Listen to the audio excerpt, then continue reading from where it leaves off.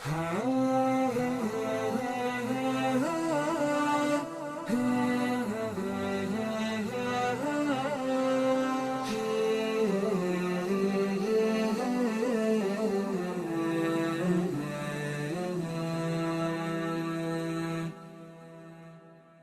الله، الحمد لله، وصلى الله وسلم على رسول الله وعلى آله وصحبه ومن تبعهم بإحسان إلى يوم الدين.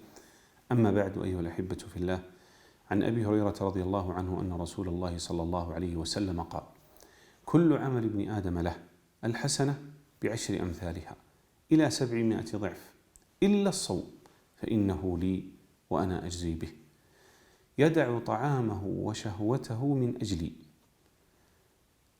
وللصائم فرحتان: فرحة عند فطره وفرحة عند لقاء ربه، ولخلوف فم الصائم أطيب عند الله من ريح المسك. هذا الحديث العظيم الذي أخبر به النبي صلى الله عليه وسلم بين يدي رمضان فيه منن عظيمة ومنح كريمة من الله سبحانه وتعالى.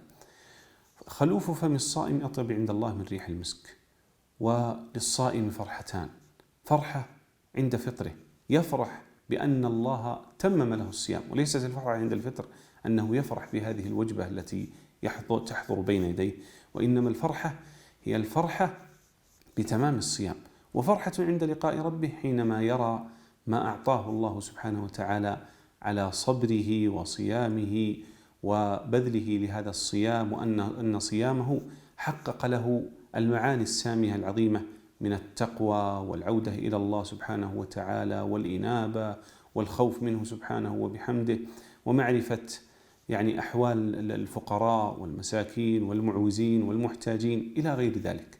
هذا كله بين يدي هذا الحديث العظيم الذي أخبر به النبي صلى الله عليه وسلم. وأعظم ما فيه أن الأجر الذي يترتب على الصيام الله سبحانه وتعالى تكفل به، وقال: إلا الصوم فإنه لي وأنا أجزي به.